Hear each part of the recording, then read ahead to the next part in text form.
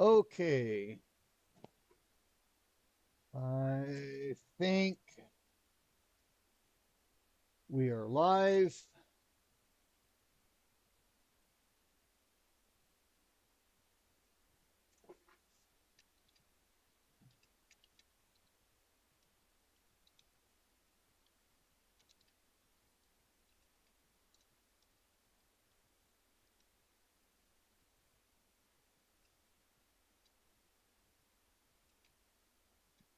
Okay.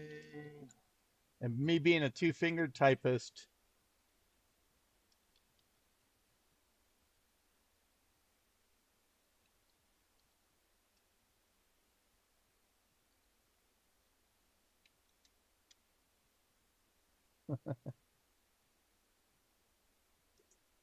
okay.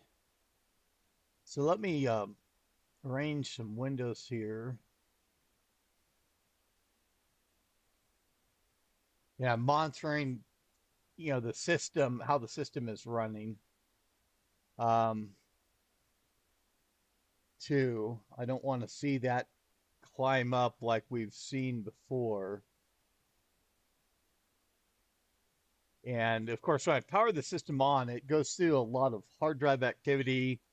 Um, and that's pretty typical for Windows, and it's minimized by having things like an SSD to uh, to just react a little bit quicker. And this is probably not going to be my long-term recording. Good. Yeah. Hi, Hugh. I know it's effectively afternoon, almost evening over there now, late afternoon, and we've got Major Tom in the chat too, and welcome to Dominic too.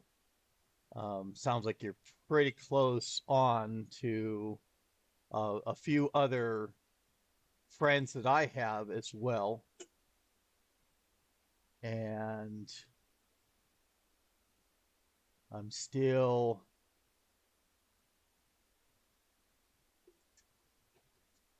In fact, it's funny because I even cracked open my breakfast a little bit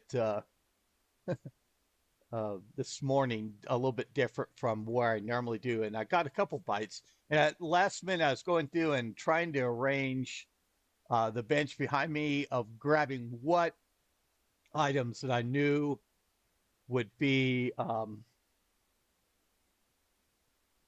that that might have some interest. And wow, so YouTube, it's not easy to get metrics sometimes where of the current viewers of a stream, something that they need to work on, and I think it lags behind. It's just not sometimes not possible in in a real time world, the way we have it now of really assessing how many people are watching. But I'm seeing even the scale shift. Normally it counts by ones, the graph, and I'm seeing that actually graph out by twos now, which is uh, a good viewership level.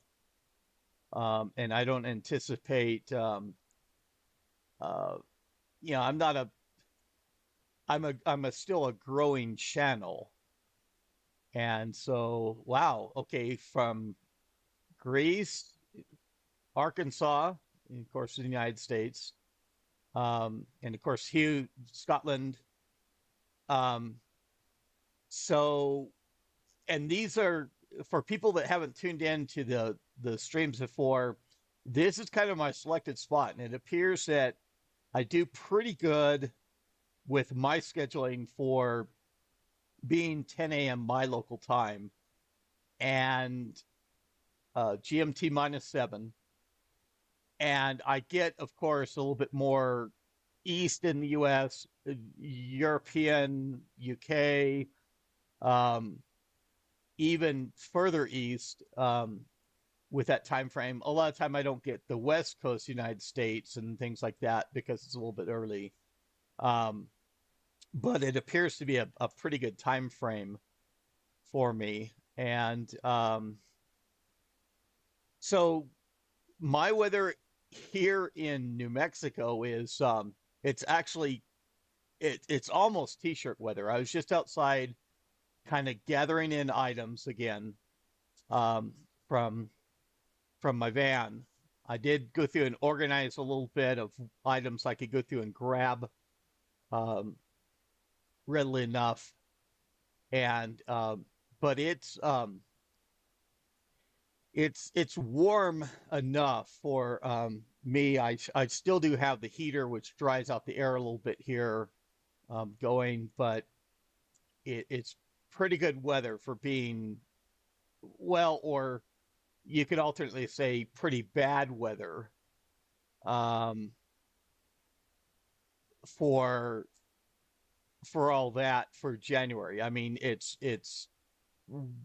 warmer than what it normally would be for January here, and ooh, yeah, rain, and if it's not freezing rain, it might be good that way. But and certainly I'm in a lower humidity area, so rain for us, for any moisture is normally a good thing. Only the problem is a lot of time for monsoon season, which is July and August, it comes down in heavy downpours. Um, Even flash flooding and other things just comes down um, more that time of year. Just happens over the year span of the year, we get our rain within a real select period of time. And and I've been through Greece before. Not really a good sightseeing trip, but I've traveled through Greece years ago. And so welcome to you as well for Pip's channel. I've seen um, you follow along with my channel in the past. So um, welcome to everybody. And I don't know how focused I can be on necessarily from what I brought back from Computer Reset, but I want to talk about a little bit um, about the aspects of that. And they are going through and wrapping up operations. They're expecting to go through and have everything done by April. Um, they're that seems to be a relatively realistic goal, a timeline, and they're making pretty good progress, but there's still a lot to clear out of the building. There's a lot to find there within the um, within Computer Reset as well. And it's even now where we're seeing uh, very helpful locals. And I want to really commend it. Computer Reset, the volunteers are absolutely outstanding. The Just the people that go through and manage the operation and deal with people there shopping, ultimately helping load vehicles in the end, just overseeing everything. They do a great job. And of course, they put out instructions at the start, and um, they have to go through to tell people, hey, if you don't follow the rules, you're going to be expelled. We're going to put you out of the building if you just can't follow along with some basic rules. And those are easy enough to follow. I didn't get enough pictures, and that's for a reason, that they don't want to do pictures within the building for a safety issue of just there's so many people moving around. There's equipment that is in some cases of rather precarious. It's a little bit better. It's a little bit better cleaned up, but the it's just for the people's safety. So somebody else actually took a picture with me and LGR, with Clint of LGR. Um, yeah, I've been hoping that that picture would pop up because that's the only um, photographic evidence of any of the brief interaction that I did with him. And I did even also meet Dave Murray from 8-Bit Guy, and I didn't want to impose myself there as well. Um, to I knew that he was there for other reasons, and I just wanted to have a brief moment to talk to him and everything. And I'll get to an aspect of that of 8-Bit Guy and Computer Reset. And Dave Murray is a founding member at the Computer Reset, the group that's on Facebook, the place where you do all the scheduling, go through and figure out the events that they've scheduled, the time frames on the weekend of what blocks they've opened, and go through and apply for going to those positions. And Computer Reset manages that very well. They go through, and the people that have not been to Computer Reset before get a little bit more priority. A lot of time, the people that are outside the area, because it's harder for them to make the trip, for them to go through and schedule things like sometimes like flights or the drive in, um, that they just can't have variations to those schedules once they pick a time frame that's available. And then Computer Reset has to go through and react to local events, meets, and other things that are happening, or even the aspect of volunteers being available. And also, in not so distant past, they weren't even having enough applicants in some time slots that it's not worth it for them to go through and have that opening and call in all the volunteers and everything to support just a person or two being available, or actually there paying the uh, the flat rate fee of $150 to go through there and move through in that time frame that's scheduled and grab items, basically bring them outside to the table, and at the end of the day, kind of looking over, making sure everything checks out, and then loading vehicles for people to do that. Now, I did see a question, um, just out of curiosity, beyond the general filling in Computer Reset, did you get the IBM P system? And I'm not knowing exactly what angle that is. They have, and I'm actually waiting for Clint's video to drop. LGR was recording when I was there. That was a large premise of me being there for that weekend, despite being limited interaction with him. But that he was going through and doing a follow-up video 2 years later to show the difference inside the building, the rooms, for as Computer Reset goes through and wraps up operation. And I may be in that video a little bit for moving around some of the aisles as he was recording. And really, it's hard for me to evaluate what's left at Computer Reset, because as they go through, and the volunteers will tell you this, the staff there at Computer Reset, as they go through and things are uncovered, there's more stuff that comes to light.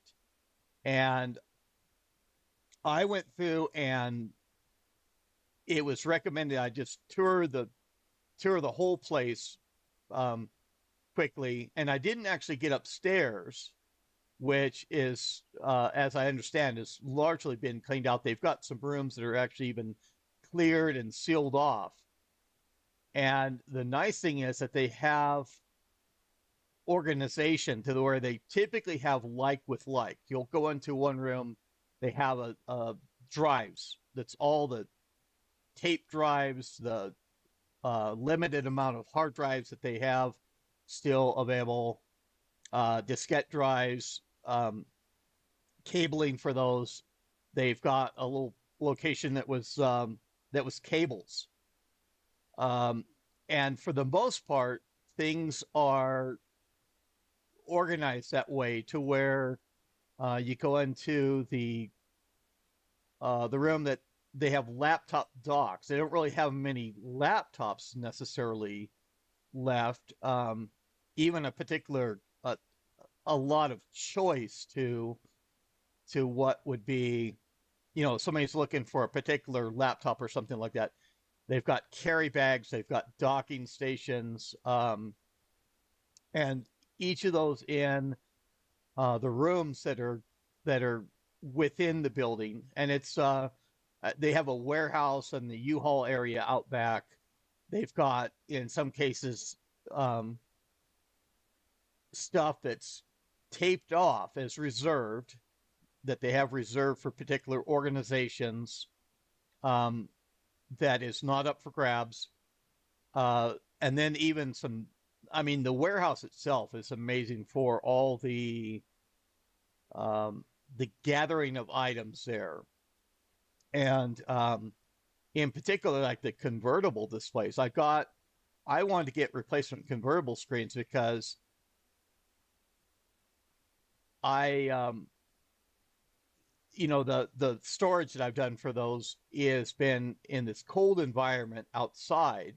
Well, I have my um, convertibles in unheated spaces that I use as storage, like even a storage locker, and that goes through and that wreaks havoc on the LCD crystals and can damage the displays. Well, they have brand new in box convertible displays, the latest one, that's the double slider, and I wanted to get some of those. And I said, well, I just want 3 or 4. Well, you better grab, more than that, just to make sure that you get enough working units. And in this case, it was stored in their warehouse, and it has had heat, which is also bad for the those LCD displays as well. They had the freezing cold last year of a storm that hit the area. So I'll have to see how good a condition those are, but those are brand new in box. Those have not been used. There's other areas that of items that they were turned in for being repaired, and people never picked them up and things like that. So there are some systems like the PC 300 series and stuff like that I got. Um, there's a lot of systems, and the cases themselves, um, they have broken bezels. They've been stored. They have got goop sometimes on them. They you know they don't look necessarily the best externally sometimes, and then internally they may have parts stripped out of them. So they encourage you, the volunteers, to go through and say, hey, you better grab more than one system. You better grab a few of them, and that way you have enough parts to go through and combine, if to get a working system. And I don't know necessarily that any of those systems are being parted out for as well. They're treated as still being relatively complete systems that um, maybe can be put in operation again. I've grabbed a few. I would have loved to grab more. My van was loaded very well for what it was, and it did excellent on the drive. I didn't have any trouble in that regard of driving over, and it's about 11-hour drive for me total. Even with stops, you might even get into an area about 12 hours, doorstep to doorstep, if you were to drive straight through. And I arranged it to where I'm driving in from the west, and I was stopping at a location just outside the Dallas area, um, for when I got in. So that way, the next day, with an afternoon going though for the afternoon schedule, I could go through Dallas traffic to get into the area of Computer Reset on time, get a meal beforehand, use the facilities because they Computer Reset does not have operational bathrooms. Um, so they advise people, hey, you need to do your bathroom stops before you get in the building, before you're scheduled, and there's not any use during the time of the that you're there in the building for the hours that you're there. So you have to plan accordingly. And then after I did the afternoon schedule is where all I got to do is navigate through Dallas traffic again to get to the west of Dallas to where I had the room reserved for me once again for a second night that I could go through and um, get a restful sleep, get cleaned up before continuing back the next day. And I would, from going through time zones, going to the central time zone that Dallas is on, I would lose an hour effectively going in because they're an hour earlier in the time zone. And I would regain that hour when I left. So I'd get home basically an hour quicker than what the trip over there took.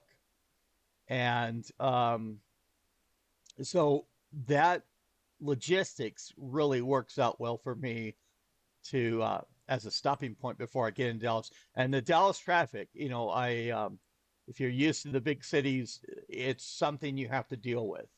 And there's a lot of construction that is up in the area. They do have accidents and other things happen with the traffic that the staff tries to warn you of ahead of coming into the area, or with enough lead time to notify the people of, hey, this is what is happening this morning.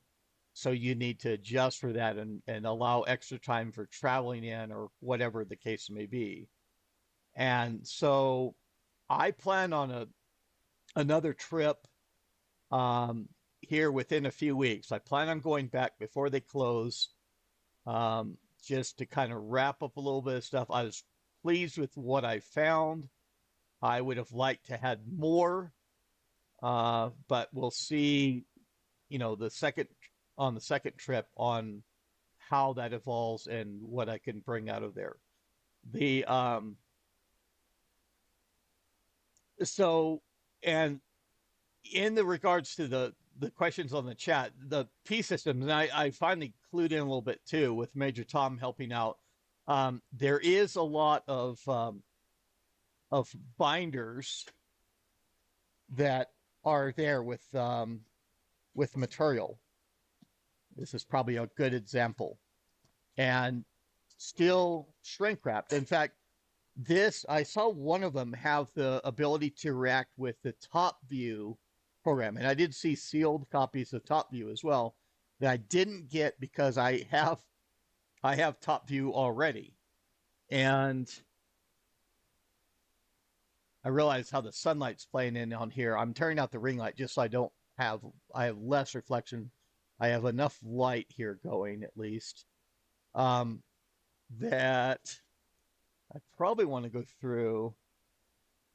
Well, I can still leave it up. There'd be a little bit of phase difference. I'll just have to make sure that I get off to an area. I didn't get the top view because I already had it, but they have so many binders. I went through and grabbed so many of these. I tried to grab one of everything, and I'm not trying to be greedy to grab anything that other people may want. I just want, if I can go through and I can have enough of a manual to scan.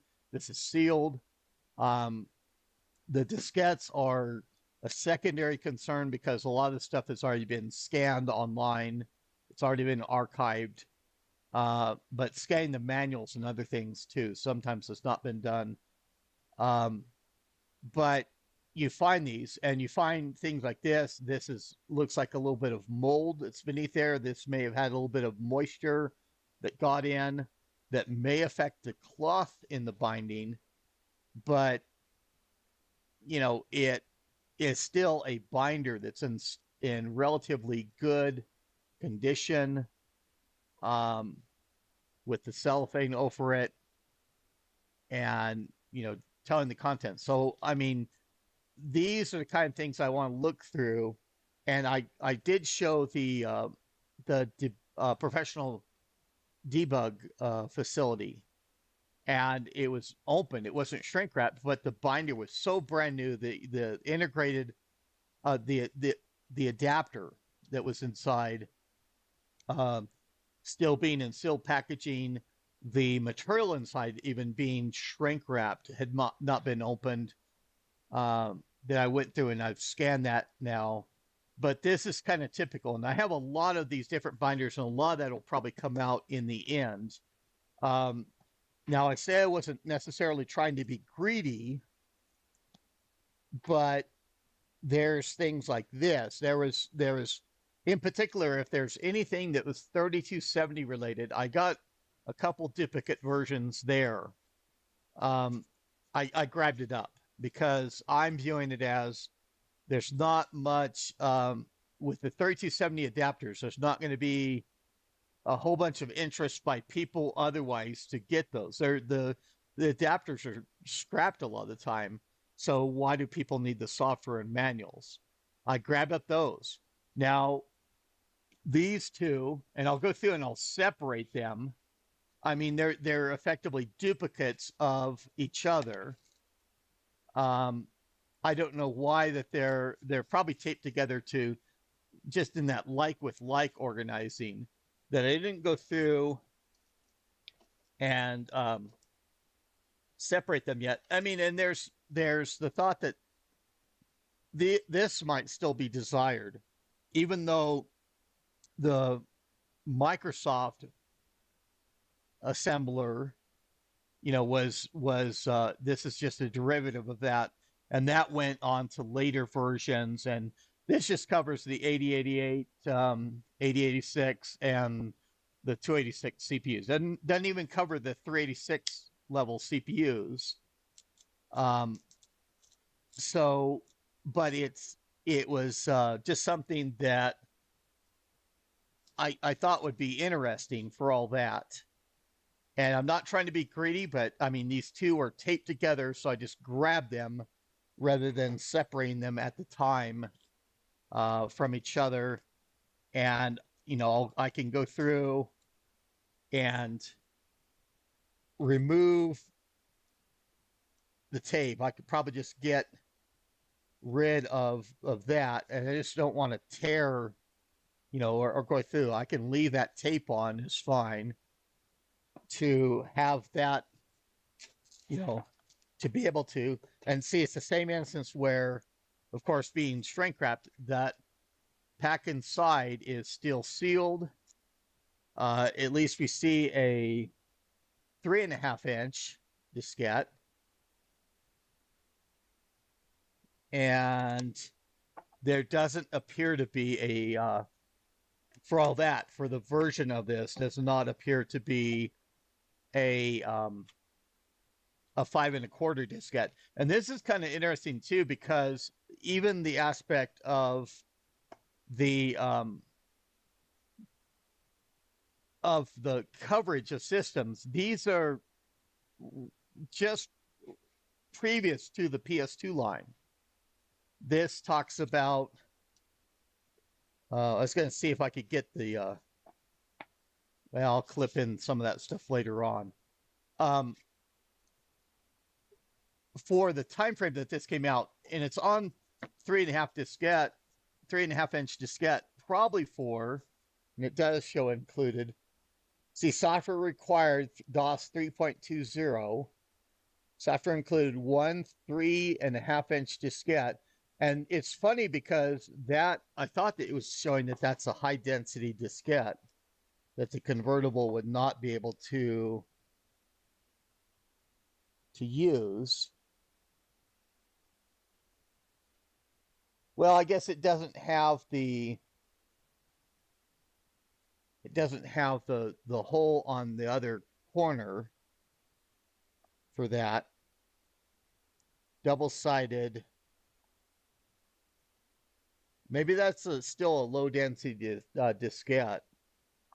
I'll look at the chat here in a moment just to kind of see, because it appears a lot of the time the system that this is oriented towards was the PC convertible. And there are what they're looking for as far as system requirements. So there's a lot of binders that are in this format that were there still in sealed condition, whole lines of just, it was incredible amounts of programs and things like that that I grabbed for these, and I'll be showing those on the channel at a later point, since we worked with that manual. That binder looks like maybe even a little bit better shape. I'll do the same thing there to go through and to get that tape removed. Between the two of them, I can come up with a really good version, and I'll set the other one aside to, as just to store it away, that I've got that one. This is another thing here. There's lots of PC Junior items still there. Most of the more elaborate parts, the third-party sidecars and things like that, are not available. But nice manuals like this. These have been opened, but I really wanted to go through and to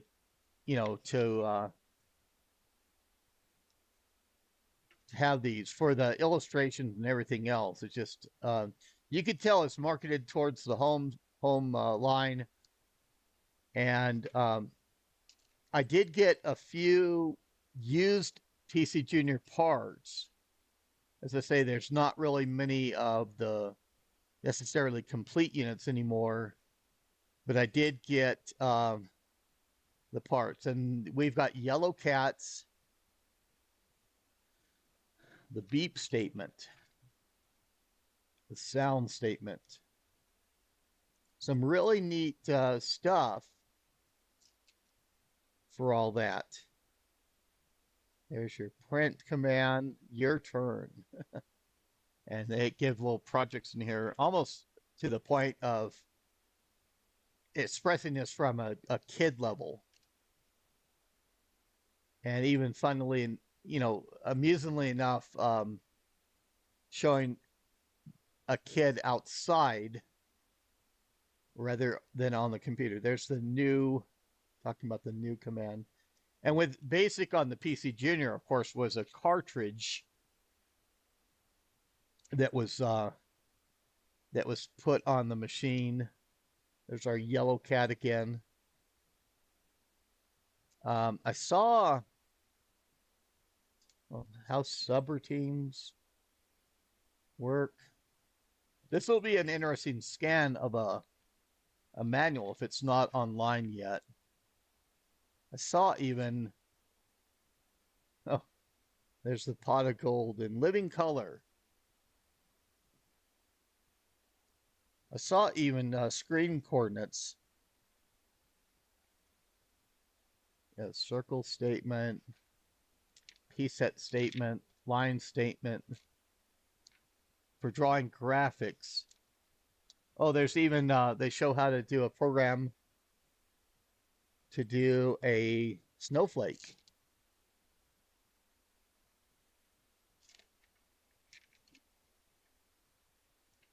Where did I see volume? And this is more the music again, 3-part harmony. And of course the the PC Junior, there was other systems like the Tandys that did the concept a little bit better. And the PC Junior, nicknamed the Peanut, was not a commercial success. I saw the screen. There's a setup of a screen that I saw.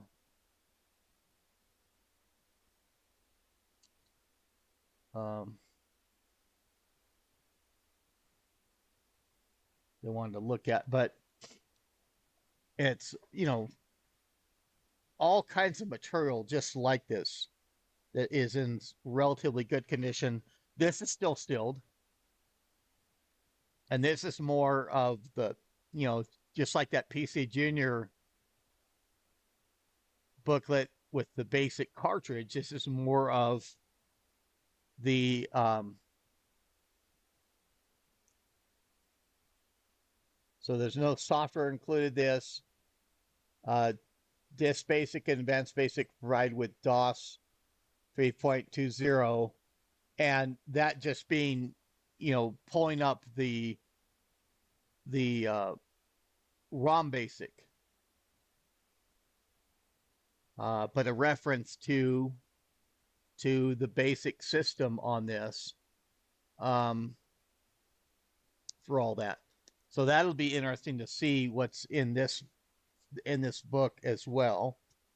Let me get back to the chat, and then I'll go through and talk about some of the other things I have down on the table here. Yeah, it's just there's so many manuals, so many booklets that I got that it's just amazing for the material, and I'm going to spend a lot of time scanning. And at least this is loose leaf. It's that half sheet for these binders that is able to be scanned relatively easily, more easily for me. But 300-page manual, it takes me a matter of hours standing in front of the copy machine to go through and change the pages. I wish I had the assurance that my document feeder wouldn't shred the occasional pages and things like that. These pages are in good enough condition. They're brand new. That they should go through the document feeder, but I don't have the assurance that that's going to do a good scan of those. So it just takes time for me to manually go through and do that. The diskettes that I have, I mean, I can go through and do even the 5.25-inch format easily enough. But it's at least archiving those diskettes and things like that. If that's not already been done, then it's easy enough. That's an easy enough process for me to do with the archiving, the WinImage program and things like that I have.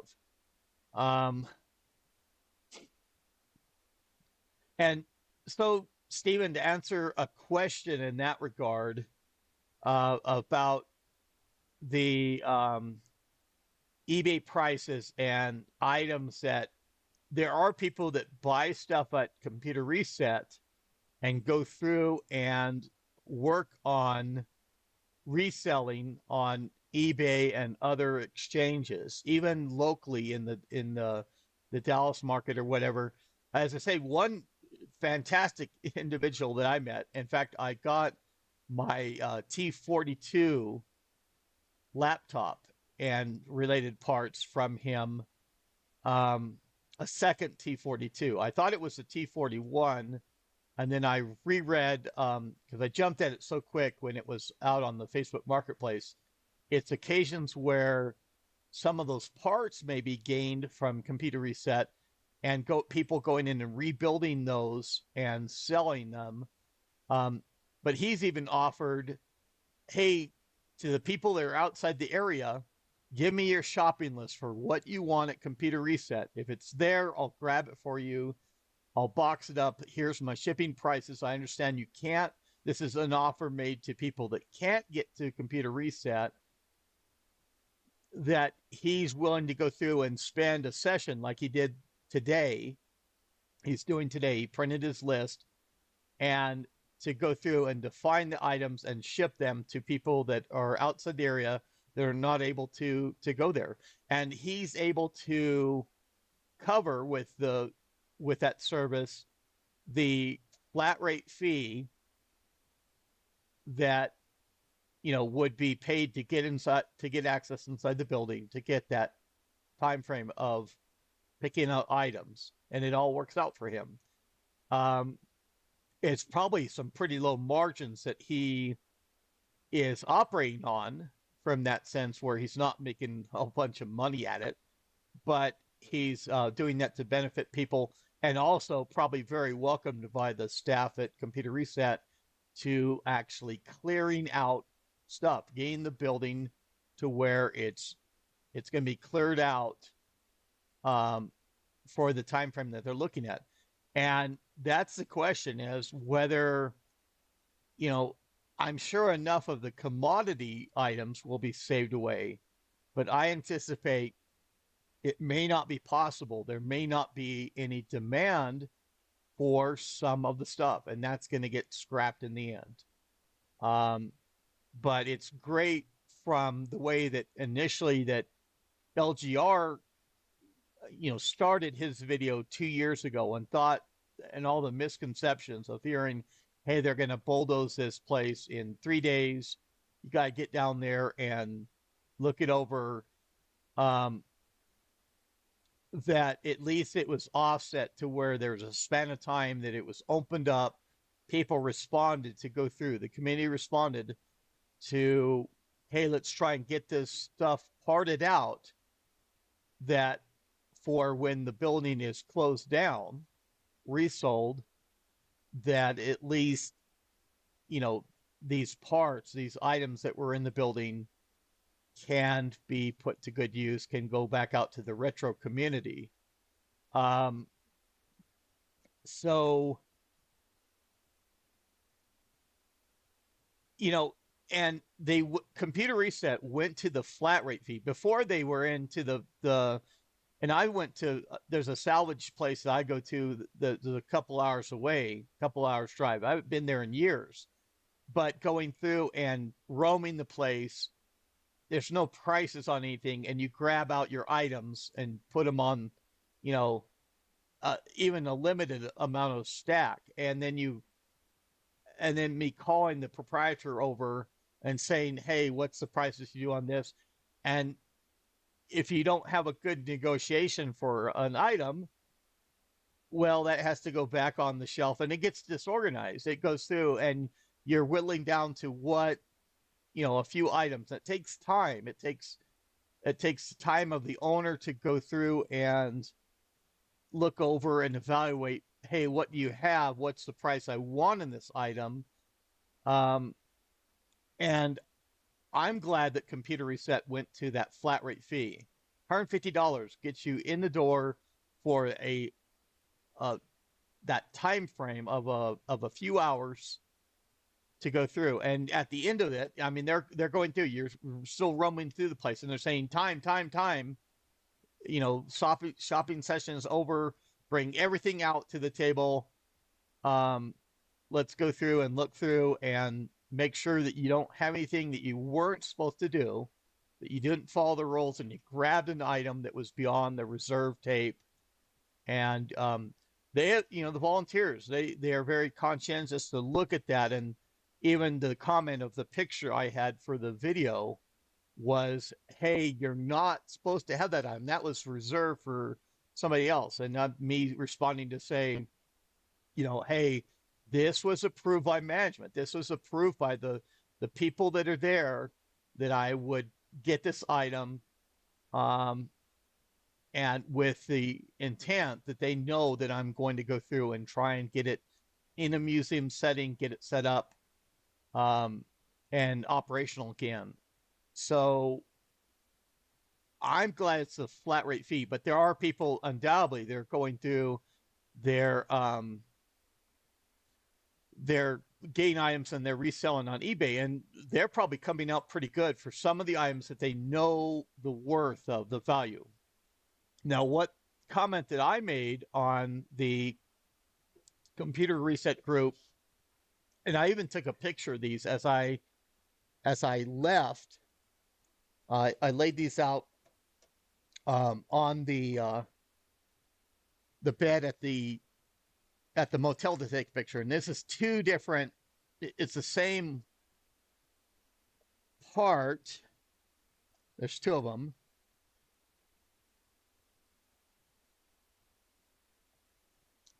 and they're all tangled together here. Oh, okay. So that's not part of it. That's something I'll get to in a moment. And we're going to talk about the eBay angle or the marketing angle later. But I guess I don't have to separate them. The two Hydras for the multi-port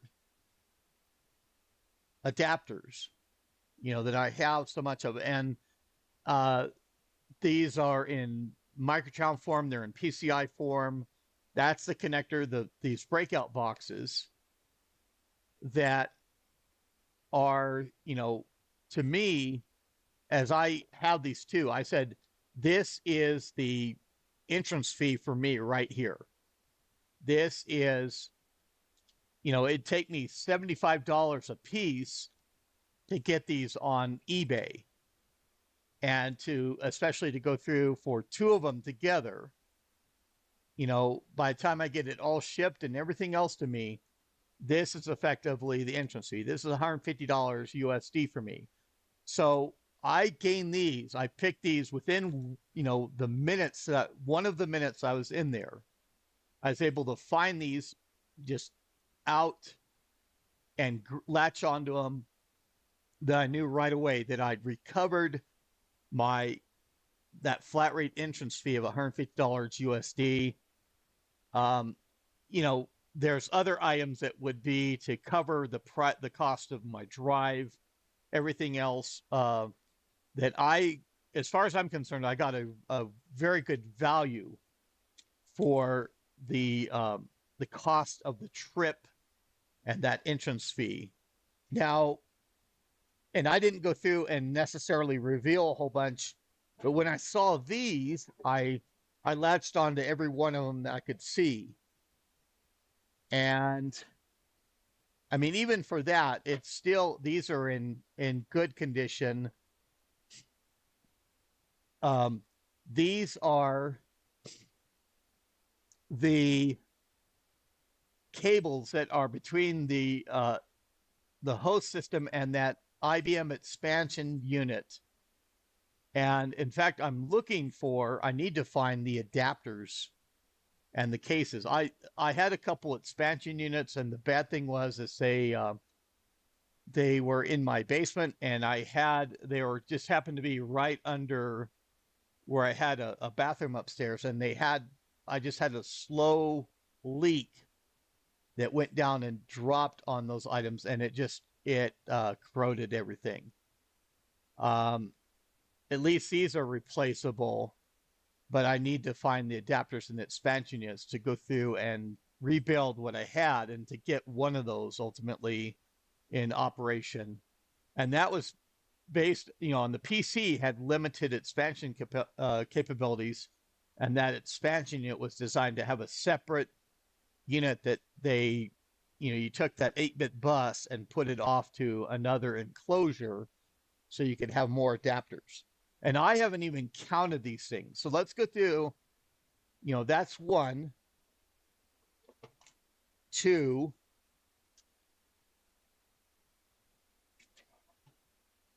3, 4. And I want to see how things show on 5. And at this point, let's go through even to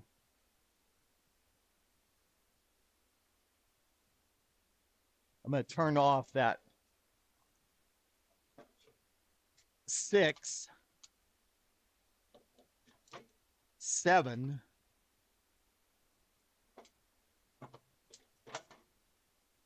8, 9, 10, and 11 of those cables. And you think for somebody that has an expansion unit, has all the adapters otherwise, but lack the cable. I know that these cables are a, oh, okay. Ooh, I just noticed something too. Let's, no, I guess that's oh, okay, so 3 rows. So yeah, these are all the same. I was seeing one. I thought might be a 37 pin connector for like a diskette drive, but these are all the expansion unit cables. And so for that, the for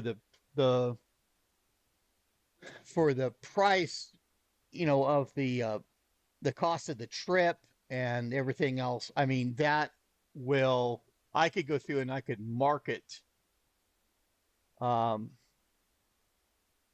those for all that, for being able to have those cables. Um, I'm not going to be able to put all those cables to use, especially if my expansion is in bad condition. That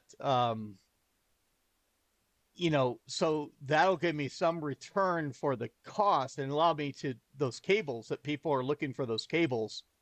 And once those things are undone, the taken apart or scrapped for, say, the copper content of them, that's it. They're those are destroyed. It's hard to go through and to have a cable assembly for all the effectively the low tech it is, that you just don't have those connectors and cabling commonly available to be able to rebuild something like that. And so I'm looking at a little bit of the marketability. Uh, I need to work out a little bit more, actually, Hugh. Um, but that's going to be the how I'm going to turn this around or flip a little bit of the items that I collected there, because it has the opportunity for me to have a couple of them, retain a couple of them, and sell the rest to the people they're looking for. And maybe there's not that much of a market out there for the expansion unit side. But when I saw them, I recognized that commodity, at least recognized that they needed to be saved away, um, for finding the use cases that they could be put back into operation. So that's what I have. I mean, that's one of the items. I wish I'd grabbed before the stream started. I also had a fiber to copper token ring converter, and I do have a picture of it. I had a picture of it, and in fact, that might be. I want to see.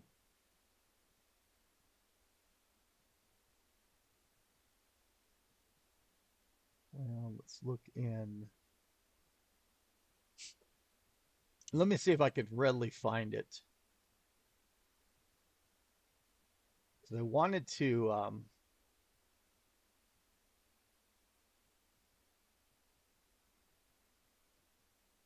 Yeah. No, it wasn't that far back. I may have to go through and retrieve it from online where I know it is. Yeah.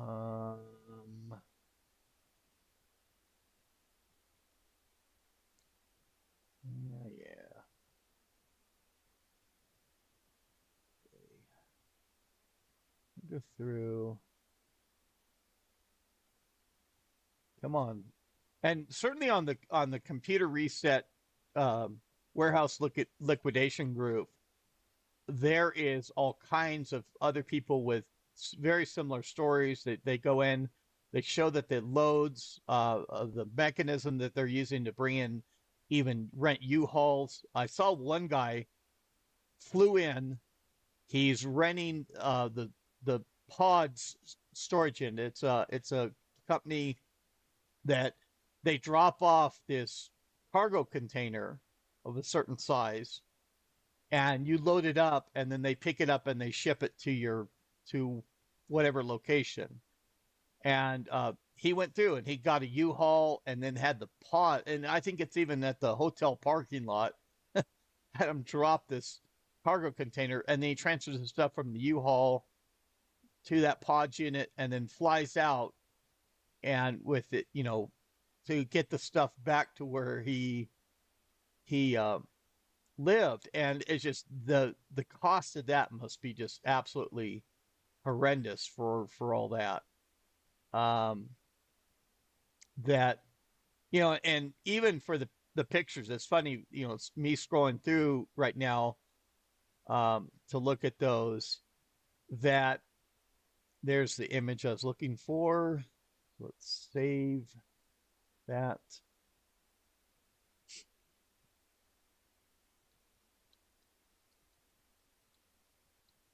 But they advertise, Computer Reset said everything but the kitchen sink for, that's what they're naming some of these, schedules.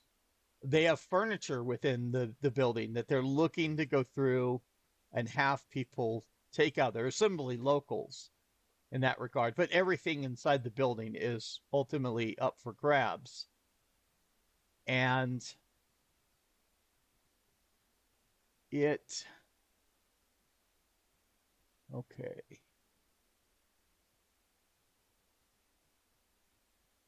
there's that. Okay, so let me do that unit. Ooh, I should have looked at what size that would be first for that picture before I put it on the screen. Okay, getting that down. So I found one of these, and I was looking for, it'd be great actually for me to find more of them. And of course, much beyond life sized. These, it's a very, gin that's probably about 6 or 7 inches long, and maybe 3 or 4 inches, 4 inches wide, and about an inch deep, maybe. And it just takes the fiber, the multi-mode, in this instance, fiber on that right hand side for the transmit and receive, and converts it over to token ring connection on the left in this image. And I want to find more of these. I'd like to at least find a second one of these units, because just the use that I can put them to.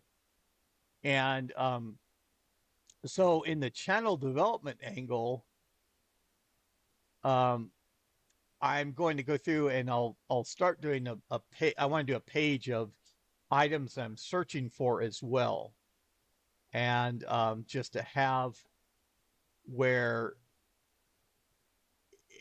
people know out there that what I'm looking for, and I can perhaps get find some of the items I'm looking for. And certainly on my trip back, I'll look through and try and get more. Um, so the uh, there's no more PS2 items that are there at Computer Reset, um, or complete PS2s. I did find some um, PS2 power supplies. I found a Mul 60 power supply, red switch. Could be used for Mul 80s as well, of course, or the 65SX. That looks in near about brand new condition. I need to test actually and see if that works. And then I have There were three um, Model 3286 or 55SX or 53 SLC power supplies that look brand new. They're actually still bagged up. Um, that I seized on those immediately too. And then there is one Model 70 power supply. It's got the fan on the side that looks in really, really bad shape.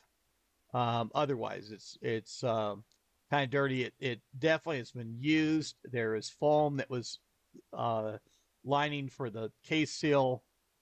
That I don't expect that power supply to work, but I even for the housing that's in or the examination of what's inside is going to be helpful for me. So I saw that. So anything PS2 related, I was latching onto. Now the eBay marketing side, um, in the picture that I have, and I've had people comment, there's a Model M keyboard, and immediately people were jumping in and say, "Hey, there's still Model M's at Computer Reset," and that was, the fire that was trying to be quickly extinguished by the staff at Computer Reset to say, "No, there's not any more Model M's. You can't come down there and expect to find a whole bunch of Model M's and turn around and sell them on eBay for $100 to $200 a piece."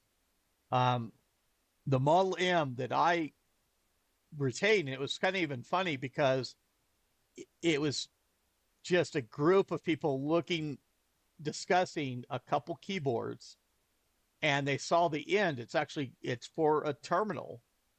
It's got the RJ45 jack on it, and it's got the keycaps for a terminal keyboard. And it's not even in the best shape. I mean, there's the space bar is soft. There's going to be some work that I'm going to have to do on it, but I identified it quickly. Hey, these are the terminals that it works with. Okay, you want it? Here it is. And so it was kind of like it can't be conventionally used or until it's changed. And so they handed it to me knowing that I'm going to go through and rebuild it and use it. Um, I also have more of a space saver. I don't know how many keys, but it's basically the same thing as the space saver keyboard was to the Model M. That's the terminal keyboard without the numpad on the side. And that's in the picture, and that's not in even that grander shape either. I'll have to go through and rebuild that. But those are welcome things for me to go through, and I have the parts to go through and rebuild those and get those back in service. Um, so there's also limitations as far as what items are still there at Computer Reset. The commodities, the recognizable commodities like Model M's and things like that, they've been, already taken out of the building and sold off. You'll find some PC Junior stuff. I have two PC Junior keyboards, the infrared balls, and even those aren't so grand, but there's still discoveries to be made there at Computer Reset. I want to encourage people that if you're thinking about a trip, it's the time that you have to operate in is coming to a close. That it's going to be through in April. They're expecting to wrap up the operation and sell the building. They have a buyer. That's going to move through relatively quickly. That the time to jump at this is now, to get back in there. I think the LGR doing his video will accent that as well, to show a little bit of difference between the video that he had 2 years ago to how Computer Reset is now. And there's still stuff to be found there that can be of help. That's why I want to do more trips myself, at least a second trip, to go through and dig a little bit more. I found the items that were on the open. I saw it was there as a recon trip for me.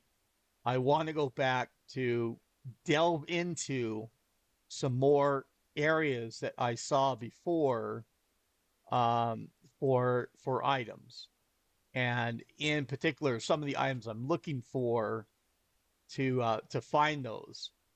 I was very glad to make my trip. I had um, people that met me. I had people that didn't hear about that I'd be there until after I'd left, that were a little bit disappointed they didn't get a chance.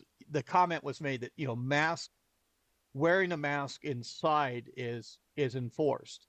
You can take the mask off, drink water. They have water bottles that they offer for people um, to keep hydrated while they're in the building. But if you're caught without wearing a mask, and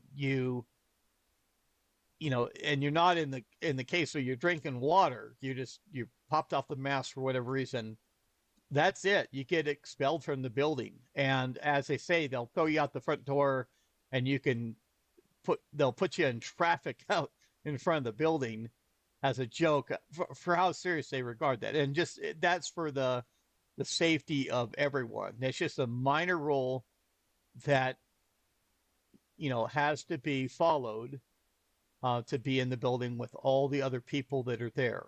They don't want people getting sick, um, while they're there and everything. That's the safety that they're doing. Um, if you can follow basic rules, though, you will not have an issue. I do recommend making the visit.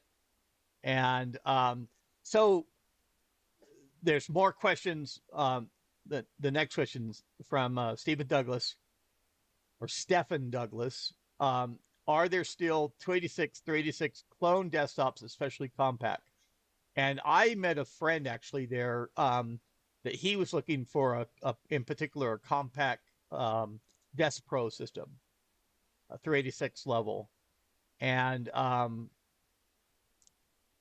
so really, to answer that question about the 286 and 386, no, that stuff is not there anymore. Um, there are a lot of still, those,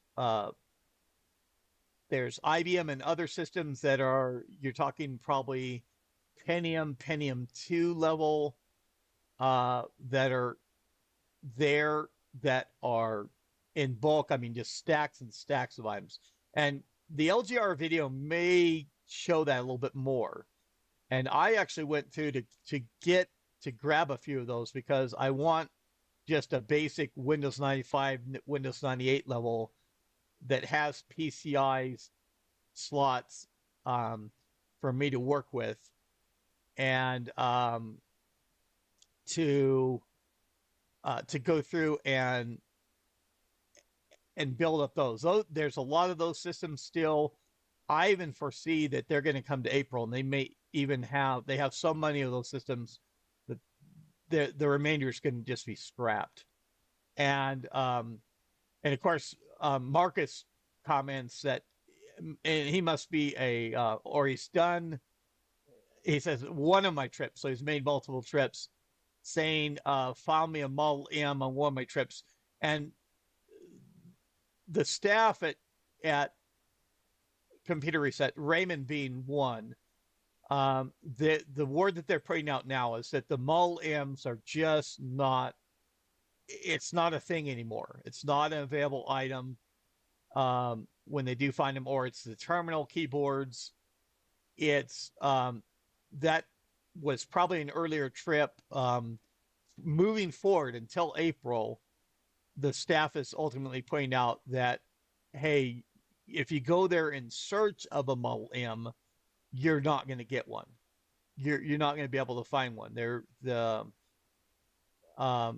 And they're very realistic. And if you go onto the group for the scheduling of a trip, and you phrase what you're looking for, they're going to be able to tell you right up front on how successful you're going to be on that, of looking for particular items. And I was surprised. There was a lot of when that local individual was talking about going through and being shipping items to people that weren't able to make the trip. Him having a lot of requests for oddball stuff ultimately, and at least the volunteers responding in there to say, no, it's this item is not going to be available. And so the biggest thing, if you do this trip, listen to what the volunteers say, that the staff of Computer Reset tells you, the instructions they the requirements they tell you to enter the building. Listen to how they what they tell you for what you're going to find there ahead of the trip. Just follow instructions, follow those basic things that they've outlined out. And they're helpful from the sense that they're going to tell you what is still available. And they're very interested, they're very motivated to go through and clear the building. And if you get there and you pay $150, ultimately, once you're inside, it's within the limitations that you can't get anything that's marked off as reserved. But that's a very small assembly of items that they've put aside for museum level organizations to get those items. Everything else within the building basically is up for grabs. As I say, down to the kitchen sink, down to the furniture that's there.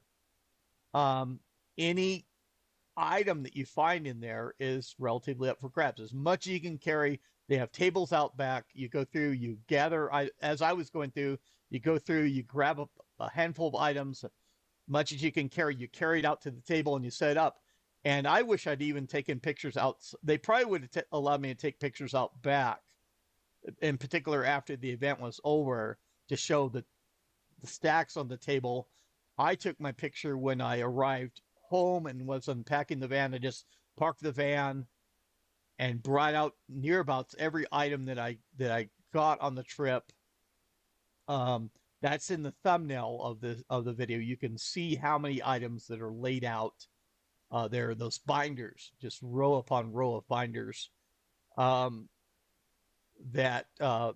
PC Junior parts, PC convertible parts, token ring PCI adapters. And the community for the people that are on that Computer Reset liquidation group are very knowledgeable. The retro segment, the people that are involved in retro computing within the Dallas area is just immense. It's and very informed people that have been in the industry before, are still in IT related fields, have experience of working with, when I started talking about Token Ring, I had individuals go, "Oh, I'm glad Token Ring is dead. I'm glad that that's not a networking thing anymore. I hated back in the day of going through with the setup aid for the 8228 of going through and having to use it to,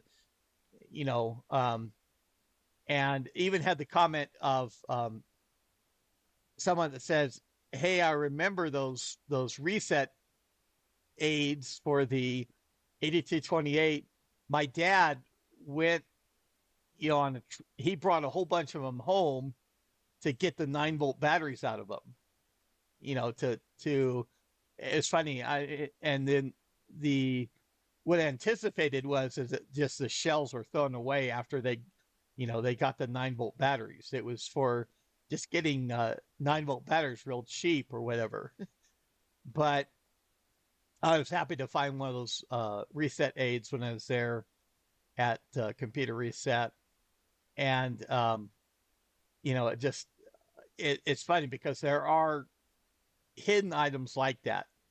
And it just takes a little bit of recognition of what you're looking for or what you may even find. It's more just like almost like a treasure hunt in that aspect. You're not going to find a lot of particular, very specific items. In particular, the items that have a strong market value out there on eBay, the Model M's, the the other things that just have uh, the instance where somebody can turn around and make some big dollars because individuals have been there before you that have found those items if they were there and have already done that. The way it sits now is it's a lot of bulk items. It's a lot of bulk binders that there were so many copies that Computer Reset had that that's what's left of all these Pentium level systems that were in there and just stacked up. Those are going to be the systems that are on site there that in the salvage, concept. You're going to find a lot of those items that are there's effectively a little bit of value to those systems for the right people, um, together, or going through and being able to build up a system, or finding enough parts to go through and rebuild one particular system like that Compact Desk Pro, going through like that. Um, yeah, the volunteers, they know what's there. They've been over and they've seen a lot of this stuff. They may not recognize what it is, but it's right at this point, it's very organized for like with like. They've gone through and they've set aside where they have a room of drives, a room of cables, a room of laptop docks and bags. They have particular areas that software. They have particular areas of the PC Junior stuff that's aside. And as they go through, and there's still stuff being uncovered, but it's very different from what it was for LGR's video of 2 years ago, where he shows an EduQuest on the steps going upstairs. Well, that would be snagged up within just seconds by anybody nowadays. In fact, it maybe being on the stairs, it was to the point where it was being cleared out by somebody. I mean, somebody brought it down from upstairs and just set it aside, packing it out the door. But the volunteers do know what's there to a large extent, and they will guide you. They will they'll give you the direction and be helpful to you. In fact, the joke was for me, almost a joke level, but although it impacted me a little bit, I was lucky I took, and this is another recommendation. If you come down to the area and you go inside, bring along some ibuprofen, a brand name of Motrin, but any ibuprofen sort of thing, a muscle strain relief that can make you feel better. Bring the 200 milligram package, or a bottle with 200 milligram pills in it, because you want to be able to dose that appropriately. You take the 200 milligrams, and if that's not enough to relieve your muscle strains after you're through in that building for just a single session, you take another, go up to 400 milligrams of 2 pills. My muscles were sore the night after that visit there, just moving stuff out the door. And and that's even with the help of the volunteers helping me load stuff in my vehicle. Just in that effort that I did to move all that, I was sore in my muscles, and that didn't go away for. In fact, I even had my right arm was dogging me a little bit in the shoulder for a few days afterwards, and it seems like it's gone now. But I mean, it's been a week since I was in there and moving items around as well. So, I strongly recommend the trip. I'm trying to give a little bit of advance information that people can understand to bring. Another item is the headlamps or a flashlight. Headlamps are typically, they're not going to be, unless they're higher end, they're not going to be bright enough. Something like this is not going to be, that's not going to help. You can also bring a handheld flashlight. Just remember where your flashlights are. There's been instances where flashlights have been lost in computer reset, but bring a light for examining around in some of the, like the cable room. I went through and I was trying to look, and just that mass of cables, that'll be another area that I maybe want to focus on. I did grab some token ring cabling. Um, and I even look, I know that there's probably even more cables that are in that area, even though these things like this were separate, um, in a separate area, that the I want to dig through those cables a little bit more and see what I can find in that instance. Um, so that's my trip in the in kind of a expressed in an hour and 20 minutes now. And we've got, I normally go through to kind of cover again what I did at the start of this. I go through for this hour long, typically. Sometimes it goes over segment that I just have a schedule. And so as I come down from the trip and everything else, and I'll bring out more items. Those will appear in videos that are uh, throughout the weekdays. I'll have to see what come up on live stream. And I have one topic that I thought again that I'm not, in fact, I even thought that I would do it for this first live stream when I'm home, that I've backed off that. And that has a potential for things to kind of go south on me as it is. I have to be careful around that topic. But you will definitely see it on video. I'm probably going to do a lead in to the video ahead of time for this item, but I'm going to do a video on it. And I expect I'm going to get a lot of views for that, even for the time frame that is now. So I brought back a executive workstation, the 7496, made famous in the 8-Bit Guy video of him going to computer reset them, having several of the 7496 systems, and going through where he brought one unit to a studio, was not able to get video from it, and it went south on him from there. It went in a very bad place. Mistakes were made, and it upset a lot of people out there. And I want to go through and express, and as I express to the staff at Computer Reset, for the involvement that Dave is within their community. It's actually a moot issue to me. It's something that I've moved past. There's not any way that can go through and be redone.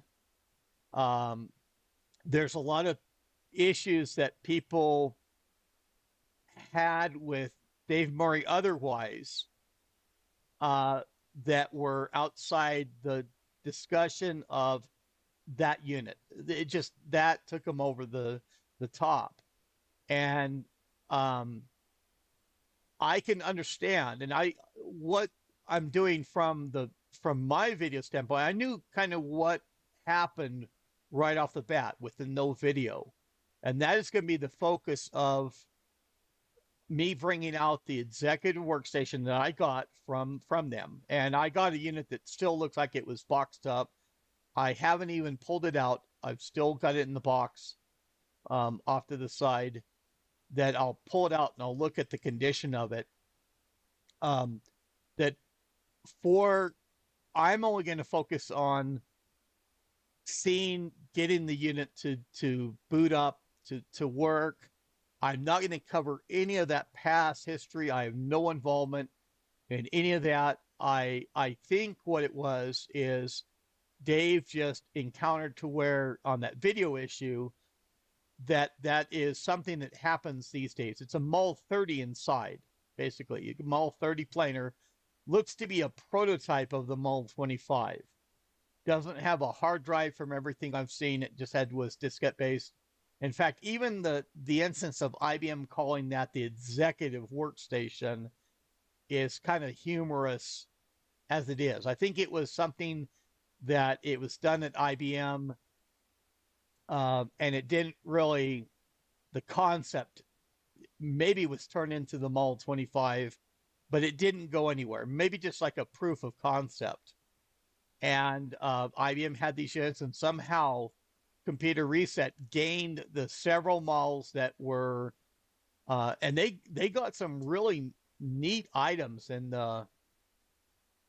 Richard got some acquired a bunch of neat items over the years down there, in there. So, somehow they gained several units. I got one in the end of it. I'm going to go through it. I'm just going to move forward and show, hey, let's get this system running, because I know about that cold boot issue that happens to the Mul 30 and Mul 25 units, that you don't get video. And I think that's what everything started to go south was. He didn't have video, so it got him frustrated. I go through the same thing. I power on a unit, it blows a fuse, or pops the power supply, and it puts me into a position where I'm like, okay, I had a video planned. Where do I go through from now? How do I recover from this? And the I'm past what happened, um, in that instance of, Dave Murray explains that he was a little bit rushed. He, just he wasn't familiar with the system. He wasn't familiar with, in particular, that video fault. And I think that just kind of threw him for the moment, that how the reaction from there was just, it just cascaded. And so I'm going to go through and we're going to look at first, as Major Tom says, the aspect of documenting the system, even though it's a Mul 30 inside, of going through, and there's the other case, how it's composed, that we'll have a chance to document that, have a chance to document the power supply, and to look at that the first issue I'll address is that video issue. Is that what cropped up? And that can happen with these aging machines, that MCGA video controller, and IBM actually released an engineering change notice on that. That's why the Mul 30 and the Mul 25 had those later planers that corrected that fault with the MCGA video, of whether that was the issue, because those power supplies in those units, in particular, the low wattage power supplies, can induce that issue. If you have too much power draw from the machine, you don't get any video. The machine is actually alive in a way. And the main way I'm going to do that is I'm going to have that parallel port postcode reader connected at the time that I go through and start things up, to be able to see if that issue is occurring. The other aspect of having a VGA card right on standby that I can plug in, that bypasses the issue as well. And to kind of confirm, as I believe, that is what the problem was initially, that Dave encountered, and that really just kind of threw things off on a tangent, just cascaded from there. And if I go through from that, and to show that, that is likely what happened at the start, that's the only aspect I want to address. I know that Dave got a lot of negative feedback on how that came out, of what the steps he did. And I'm wanting just to put that in the rear view mirror. I'm not wanting to address any of that. I know, realize from there's people that strongly feel out there this is too soon still, uh, of, but I know that it's still an issue with people that they react badly to that. And um, YouTube being what YouTube is, um, I don't want to be in the instance where I put up a video and I have comments that go through and look at that or bring up other aspects of that more than what I want to address. And I'll have to see. I mean, even to the point if there's comments on there that I feel that are out of line, and I won't go through and overreach or anything else, but I'm that's not me working with a machine, um, and moving forward with this. If it's just rehashing those old issues, I'm going to go through and, delete comments or whatever the case may be. I may even have an instance where I turn off comments entirely on the video, to go through and just get it settled in, and to where it needs to move forward from here. Because the at this point, computer reset, those executive workstations that were assembled there in that, set aside in that room, I took it as, in my interaction with the staff, there was one of those units that was planned to be passed to me that was determined ahead of the trip that I made. I had kind of a hint of that. And so I just called aside, hey, um, brought into the room, and here's your unit. And that was the point where computer reset was going through and passing out the remaining units that were there, that they had, to people from there, even their own staff, going through and retaining one of those units. Um, so I was happy to receive one of those. I want to keep on good terms with the staff that I know from the computer reset point of view, they were an innocent party that was caught up in that as well. That they went through, they didn't realize that uh, that Dave's video would be such a controversy, um, and they want to put this behind them as well. I'm all for that. I'm ready to move on. Let's get the system documented. I'll bring in my unit. I may be even the first instance, other, um, after Dave Murray's video, after 8-Bit Guy's video, of having one of those on my bench to go through and work with it. I only have a single unit to work with, but I have enough redundant parts and everything else that I can respond to any occasion to come up with an instance where a video will show one of those powering up, that I'll just work through whatever comes up, warts and all, to demonstrate that on video. I don't know if, and I don't know of the other 7496 units of where they were going from here. I don't know if they've all been spoken for. I have no idea of the inventory. I just knew that there were several of the units. I'm happy to get the one unit that I received.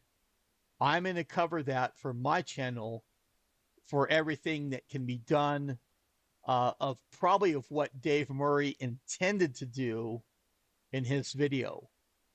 And I'm going to go through, and it's going to work for me. It's going to, I'm going to take it to the place of demonstrating it and documenting the system, and what those other units, wherever they may be.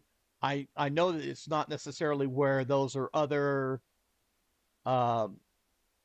necessarily YouTube channels, that are in operation to that'll be covering the same system. I'm not trying to beat the clock and come out with my video ahead of anything else, but that's going to be something probably within the next week or two that I'll come out.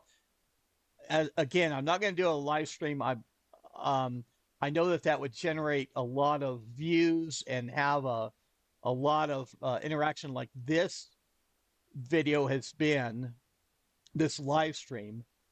But it's still a little bit too soon, a little bit too much controversy that I don't want to do this in real time on a live stream. I want to go through and do a more composed video that I can go through and react a little bit better in the YouTube environment, um, to, and show this. I don't even know. I'll have to look for the time frame. I don't think it's been certainly more than a year, I think, since the 8-bit guy video, but and as I say, tensions are still a little bit high. There's still a lot of happenings out there that I don't want to deal with that. That's the politics. That's going through and having differences with Dave Murray for other reasons than what the system itself is. And I said from the very beginning on my channel, I'm just not going to involve politics. I'm not going to involve personality conflicts of going through and having disputes with other people, other channels. And that's just it. That's where my place is going to be in this. And I think it's been close to 2 years. I know it's definitely been over a year. I'd have to look back for the time frame of it. And there's been, Dave Murray has come up with responses since then that are equally have their elements of controversy, that people still feel it wasn't addressed properly or whatever. But there's other undercurrents to this of they brought in other factors to Dave's life that weren't part of the discussion to begin with. And that's all I'm going to say on that. I mean, I don't wish any feuds. My interaction with Dave Murray, just for the few minutes that we talked face to face, no one else around, it was a good conversation. I felt that I as a person, that I was able to relate to him. And just to briefly cover, there's so much discussion in this that I felt I got right to the point. We had an equal level. And I think a little bit of this, if I can show that he experienced that cold boot issue, that I'm expecting to find there, I think it'll absolve a little bit of that, to where I can understand from there that him not getting video from a system that he expected to work, that had been boxed up new. I think that kind of threw him from just going off on other tangents. And if I can show that issue happening, I think it absolves a little bit of how he, what he encountered. But we'll see. I'm not going to go through. I'm always truthful in my videos. I'm going to go through. I don't adjust things I don't go through and edit for more likes or more better content or anything else. When I run through things, if there's a wart that happens, you see it on video. I go through and I'm just dead straight honest with how I encounter issues. Just like the other day of going through forgetting to connect up the token ring adapter to the MAW. I had the MAW right there. I have the cable right in front of me. I go through and I'm doing the video and I forget to connect it up. Well, you're going to see that, and you're going to see my recognition of, oh, that's what I forgot to do. Let's go through. This is the area that you're going to see if you don't cable this thing up. Let's go through and connect the cable and then progress from there. Um, so we'll get a chance to document that. I hope the video, once I do that and show the system in operation, that'll put a lot of it to rest. In particular, if that video issue shows up for me, then um, maybe this will put a little bit more to rest, or the memory of that will begin to fade a little bit more. So let me go through and I'll just address what's been coming up on chat. And it's time. I mean, I'll end up going for well, I've gone for an hour and 40 minutes plus now at this point. But I'm going to go through and address that and then get to the point where we can kind of wrap up things. I'll wrap up the live stream here. And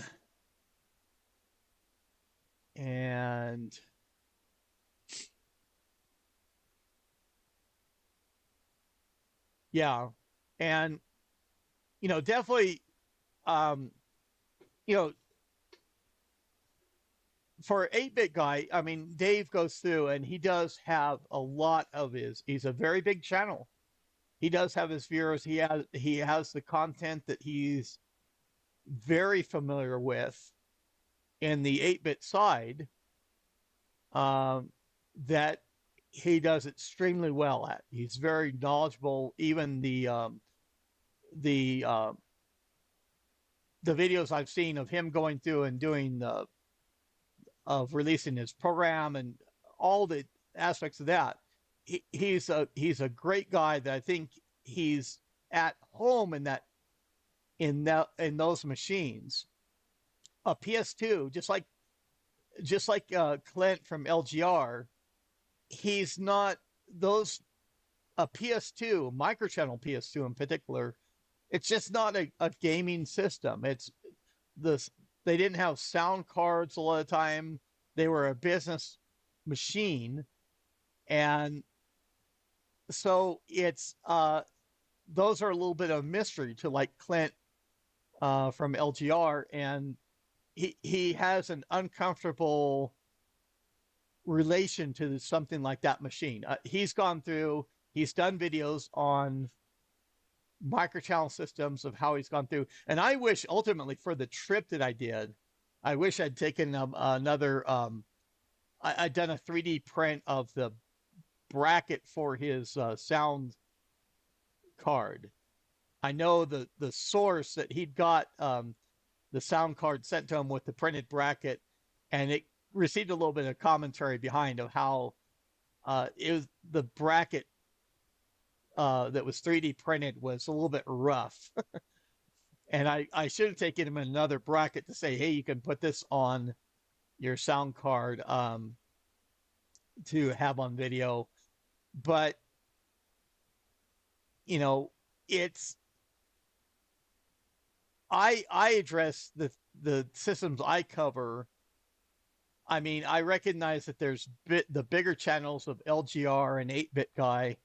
I'm just a small potatoes. I'm getting to the point where it's nice for me to have live streams that I have just as much of what I'm seeing the results for. In fact, I'm going to make a screen capture of these just to show, because I think that there's been a lot, and in particular the chat aspect has been, there's been a lot of responses, everything else. I think this has been a very good live stream, and I'm just under 1,000 subscribers. I'm expecting to go hopefully over 1,000 subscribers within the outer reaches of a month, I think. And it would be even nicer if that were within a span of 2 weeks or a week, but I'll get there to 1,000 subscribers.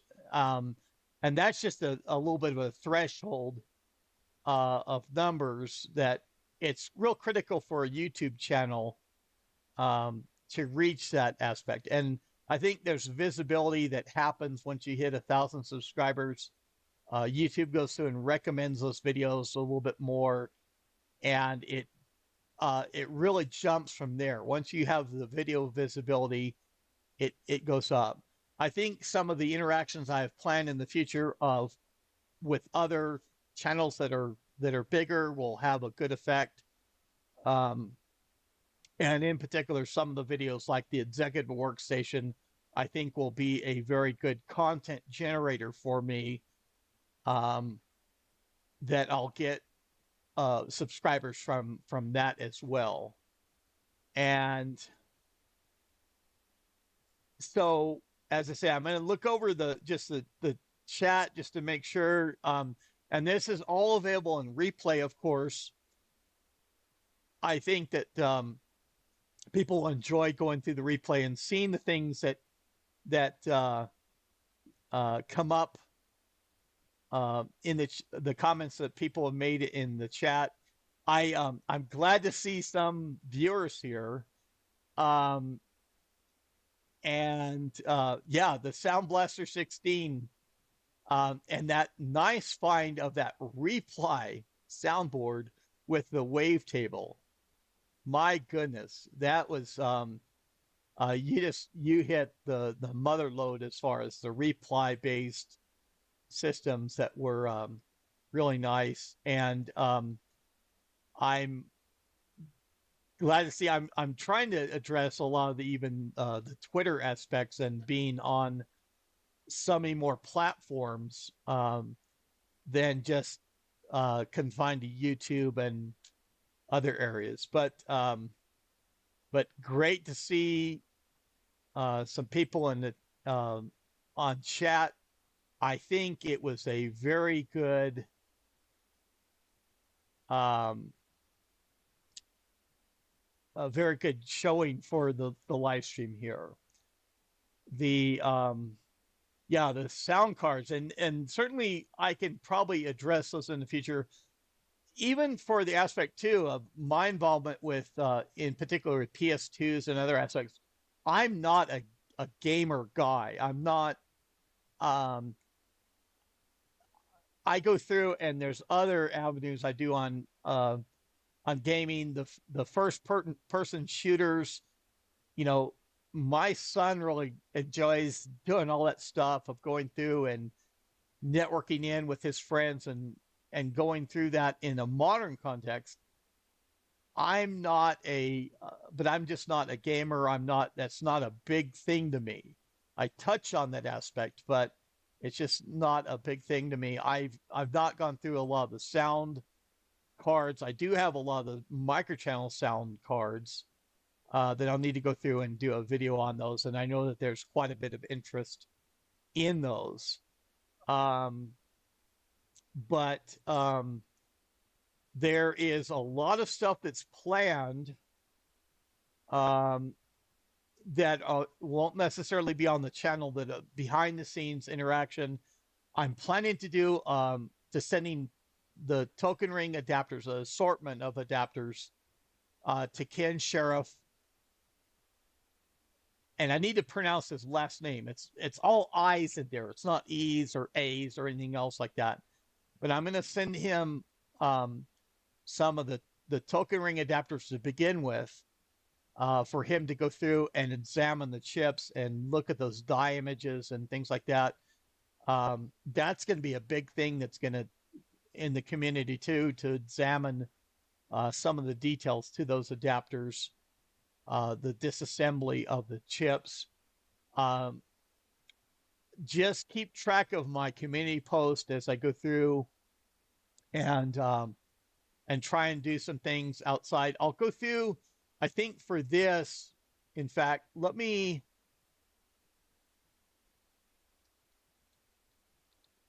as putting up a link of anything um, for this live stream. I think I can do this as a closing comment. So the link I just put up in the chat, that's where to find me and all these other places out there. And I want to accent as I cross the threshold to 1,000 subscribers, there's going to be a little bit of changes down the road that I intend to implement. I wanted to get through and build up some subscribers before I get to some of the nitty gritty behind the scenes things.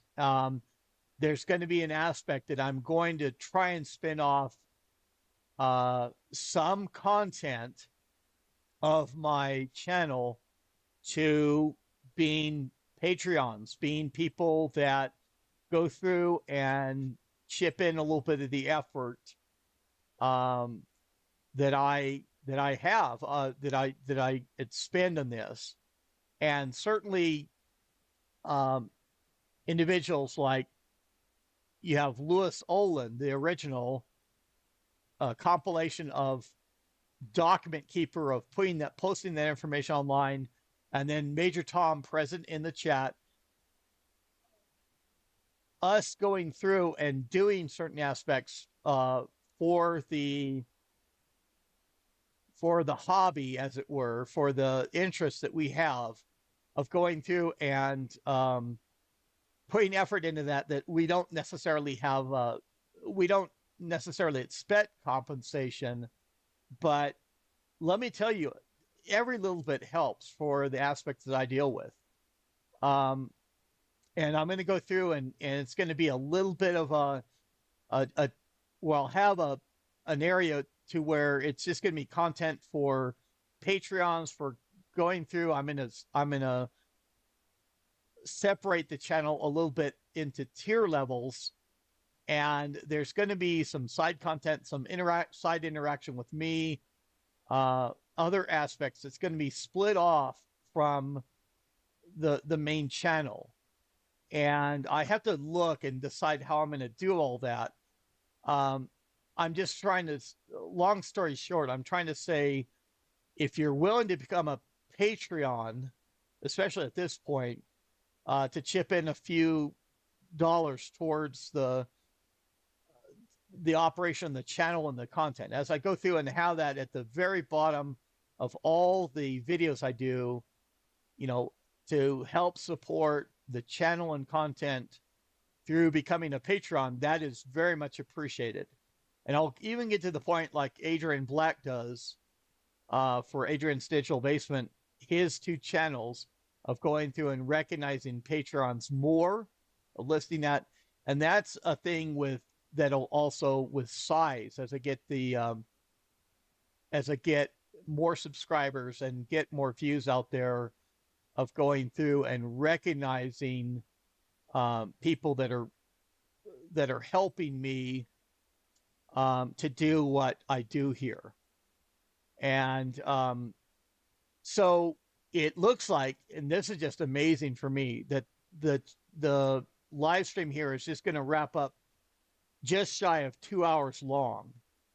And you're welcome to join me on future live streams. I'm set on the schedule to where I try and hold it to an hour long, but 10 a.m. my local time, GMT -7, which is noon on the East Coast, 11 a.m. for the Central Time Zone, and 9 a.m. for the Pacific Time Zone. I look forward to international viewers, domestic viewers from the United States. I don't care where in the world you are. I try to do a schedule that is that's accessible to most people. I look forward to seeing you on future live streams I do on this regular schedule, and I need to get to the point of leading in to schedule them a little bit more, to set up the reminders and everything else with a little bit more advanced notice than what I've been doing. And I hate to disturb the things like the information that's being transferred in the chat right now, because there is some nice interaction that's going through between chat members and talking to Major Tom and other people of what they have but you're welcome to go through and make comments to my videos or the live stream as it goes into the replay aspects, to keep in touch with each other, to interact. And that's what I love to see. I love to see the community. And that's why it's been the effort. That's why I know Major Thomas in it, that we're in for that sense of community, to be of help to people, to go through. And if there's an issue that we've seen that's documented, that Lewis Olin has documented in the past, that Peter Wendt has contributed from his position, um, all that compilation of data, that's what we're here for. And as I say, I've put up my links page. That's where to find me elsewhere. You can follow me on Twitter. You can go through, try and interact with me on Facebook if you'd like, or Instagram, in addition to leaving comments and working with my YouTube channel here. But those are the places to find me. And I welcome content from anyone that's out there, and I go through and answer messages, and you get to participate in this process along with me for what I'm trying to do.